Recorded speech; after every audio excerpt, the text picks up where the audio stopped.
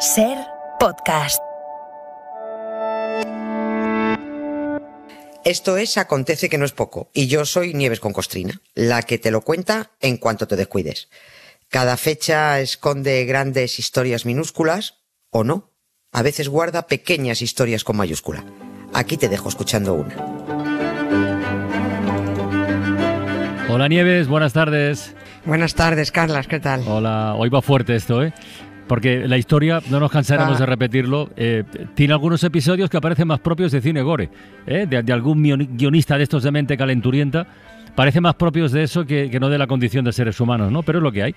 Y en este catálogo de horrores históricos, hoy tenemos uno, por eso digo que vamos fuerte, hoy tenemos uno de notable alto. ¿Qué digo notable alto? Hoy tenemos uno de sobresaliente, Nieves. Pero total. Vamos a ver, sí.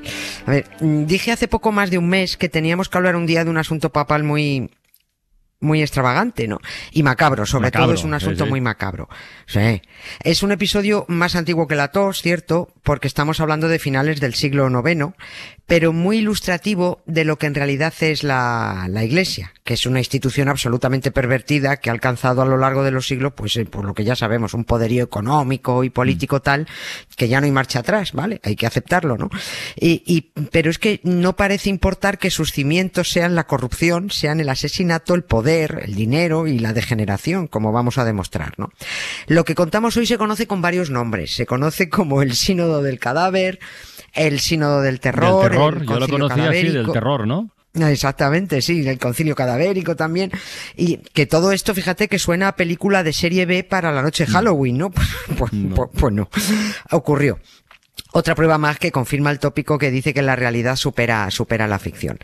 El protagonista se llamaba Formoso y era papa. Y el episodio que protagoniza se considera tan importante que estuvo, yo no sé si todavía está, tú también lo has recordado, incluido en el bachillerato, sí. ¿No? Sí. En BUP se estudiaba, y aunque el contexto político fuera un peñazo y no lo entendiéramos muy bien, prestábamos especial atención porque rara vez aparecía en clase de historia un asunto tan morboso y tan asqueroso como el del Papa Formoso. Mira, me has salido coplas. Así que nos vamos a Roma al año 891, cuando se encajó en el papado un tipo que eligió para reinar el nombre de Formoso. Se desconoce cuál era su nombre secular. Pero que llegues al papado con 75 tacos y haciéndote llamar guapo, hermoso, formoso, pues esto suena un poco pretencioso. ¡Qué bueno que estoy! ¡Qué bueno que estoy! ¡Qué bueno que estoy! ¡Qué bueno que estoy! ¡Qué bueno que estoy! ¡Qué bueno que estoy! No tengo alergia, no tengo gases, ni tengo sarampión. No tengo lombrices, no tengo varices, ni tengo harta la tensión. Por eso cualquier sitio donde voy, todo el mundo me dice qué bueno que estoy, qué bueno que estoy. A ver, Nieves, vamos a poner el contexto de este hombre para saber cómo llegamos a este sínodo del terror, a este concilio cadavérico. A ver. Sí. Estamos hablando de una época muy loca en el papado, porque en 90 años se sucedieron 24 papas. Y hubo un momento en el que hubo 9 papas en 9 años. ¡Ostras! Está claro que no se morían de muerte natural y pasaba el siguiente tras un solemne cónclave, no. Es que los asesinatos de los papas y entre papas, las destituciones por intereses políticos y territoriales, eso eran el pan nuestro de cada día. Insisto, así se cimentó una institución que pretenden hacer pasar por digna, ¿no? Cuando no pasa de ser un negocio, pues la verdad, sentado en la violencia y en el trapicheo, ¿no? Aquí no contaba ni Dios, ni mandamiento, ni había moral que valga, eran todos unos corruptos, ¿no? El papado se compraba, se nombraban papas a niños de 11 años o a adolescentes de 16, y si vamos ya papa por papa, Juan VIII fue asesinado a martillazos en la cabeza. Sí, a martillazos, ¿no? Sí, porque a este lo quisieron estrangular, pero como no se acababa de morir, dijeron, venga, martillazo, vamos a acabar cuanto antes. León V, encarcelado, otro apuñalado, Esteban VI estrangulado, otro envenenado. O sea, era el Vaticano en estado puro, ¿no? Es imposible entender por qué se pegaban por ser papas. Yo no lo entiendo. Porque tenías asegurada una muerte violenta, por lo menos. Formoso fue uno de los papas envenenados. Y eso que duró en el papado 5 años. Que esto, vamos, en aquella época esto era plusmarca, ¿no? poner un contexto entendible para contar cómo Formoso fue primero obispo, por qué lo destituyeron y lo excomulgaron, para luego contratarlo otra vez y ascenderlo a papa para terminar asesinándolo, pues es poco menos que imposible. Esto no hay quien lo resuma. Porque lo que subyace era una lucha política y territorial entre emperadores, entre reyes, entre aristócratas, ¿no? Y los papas estaban metidos ahí en el ajo. Dependiendo de quién cobraran, a quién apoyaran o a quién coronaran, claro, pues ellos se colocaban en un bando, se colocaban en otro. O sea, que siempre tendrían algún enemigo enfrente. En este caso, ¿de quién era el enemigo, Formoso? De los Spoleto. Con este nombre, Spoleta, sí. Es una Spoleta, ¿no? Bueno, lo cuento muy por encima y muy simplificado, ¿eh? El Papa Formoso coronó emperador del Sacro Imperio Romano Germánico a un tipo llamado Arnulfo de Baviera. Era alemán, ¿no? Bien. Por lo corona emperador. Vale. Y esto cabreó mucho a un tal Lamberto de Spoleto, que también quería ser emperador y se quedó a verlas venir, ¿no? Claro, ¿quién envenenó a Formoso? Pues está claro, los partidarios de Spoleto por haber impedido que su jefe fuera emperador y que nombrara al otro, ¿no? Ya está. Eso es así, eso es muy resumido. Así que Formoso se muere, porque lo matan, a Formoso lo entierran, eligen al siguiente papa, que por cierto duró 15 telediarios exactos porque al medio mes de pontificado se murió de un ataque de gota, ¿no? Bueno, pues se muere y entra en escena otro papa, Esteban VI. Este tipo empezó apoyando al emperador Arnulfo, mientras Arnulfo anduvo por Roma, claro, pero en cuanto Arnulfo se fue a su pueblo alemán, Esteban cambió de bando y apoyó al tal Spoleto, al que coronó como nuevo emperador del Sacro Imperio porque pagaba mejor que el otro.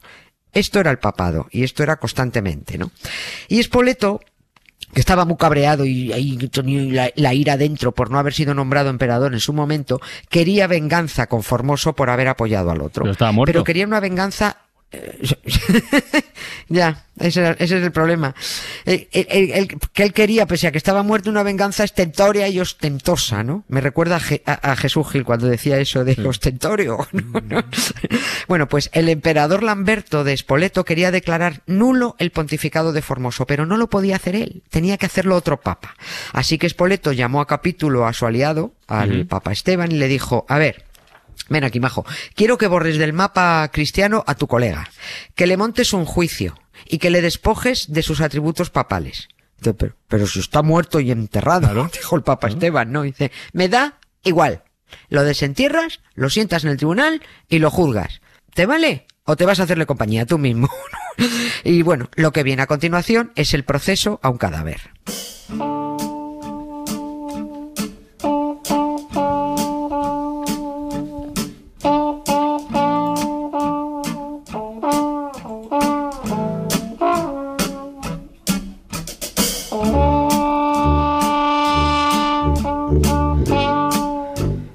Está dando un poquito de yuyu, ¿eh? Porque ahora ya se entiende lo del concilio cadavérico, pero claro, para hacernos una idea, a ver, ¿cuánto tiempo llevaba enterrado Formoso? 9 meses. O sea, muy chungo como estaba eso. Estaba muy chungo. O sea, el Papa Formoso estaba hecho un manojo de nervios, piel y hueso maloliente, pero aún así fue llevado ante el tribunal. Lo sentaron en su trono, vestido como si estuviera vivo, con todos sus avíos, su gorrito, sus túnicas, sus zapatitos, todo, como si fuera una Nancy, ¿no? Todo lo tenía puesto. Sentar a un muerto es muy difícil. Así que lo tuvieron que atar al sillón para que no se escurriera y mantuviera pues una postura decorosa ante el tribunal, ¿no? Como era un juicio serio, se nombró un abogado de oficio para defender al acusado, ¿no? Tampoco es que pusiera mucho interés en salvar a su defendido, ¿no? Total, ya estaba muerto, pues le daba lo mismo perder el caso. Pero hizo su paripé con preguntas de la defensa. Y luego, por su parte, el abogado de la acusación sí machacó a preguntas al muerto, ¿no? Se dirigió a Formoso con alguna diciendo, ¿por qué en tu ambición has usurpado la sede apostólica tú, que previamente eras tan solo obispo de Porto, ¿no? Bueno, aquí lo lógico sería que el abogado de Formoso hubiera protestado. Protesto, alegando, es que el estado de mi defendido le impide responder. Bueno, pues no, porque si defendía a su defendido se jugaba el pescuezo, ¿no? El interrogatorio al fiambre de Formoso no dio fruto porque el Papa no respondía. El tío aguantó allí sentado que lo pusieran a parir, que lo acusaran hasta de haber matado a Manolete, y el juicio quedó visto para sentencia. Ya no te pregunto por la sentencia, ¿no? O sea, en fin, sería condenatoria, imagino. Sí, o sea, es que era un caso ganado. Era un caso ganado, ya. Sí. De verdad, O un tan caso ridículo perdido, todo. o un caso perdido, según se mire, Sí, ¿no? sí, joder. Bueno, pues el Papa fue declarado indigno servidor de la Iglesia, su pontificado ilegítimo, y se dictó que todo cuanto había hecho, decretado y ordenado durante su papado era nulo. Hasta los clérigos que fueron nombrados y ordenados por Formoso tuvieron que repetir su ceremonia de ordenación. Todos. En resumidas cuentas, se acordó destruir todo lo escrito y dictado por él y borrar al Papa Formoso de la historia.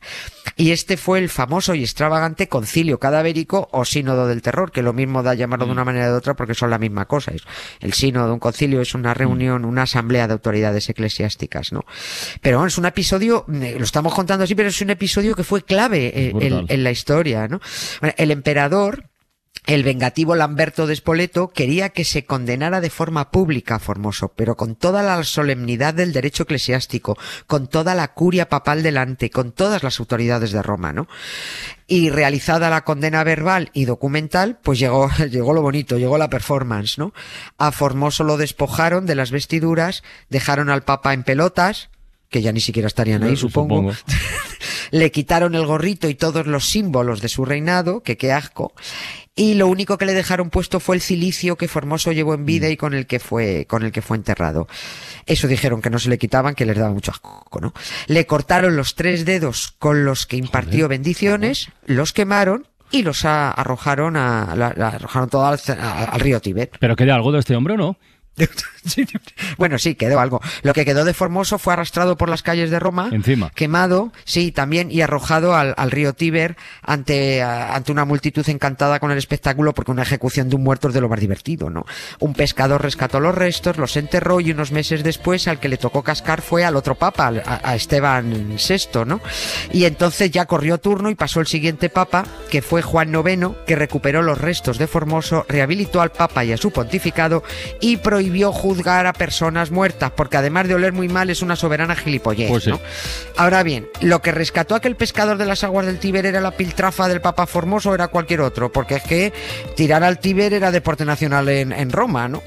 Y bueno, así, hasta aquí, amiguitos, aquel concilio cadavérico, un episodio de barbarie como ningún otro periodo ha conocido, tal y como lo definió un historiador, aunque esto era la Iglesia cristiana día sí día también, ¿eh? Para no perderte ningún episodio, síguenos en la aplicación o la web de la SER, Podium Podcast o tu plataforma de audio favorita.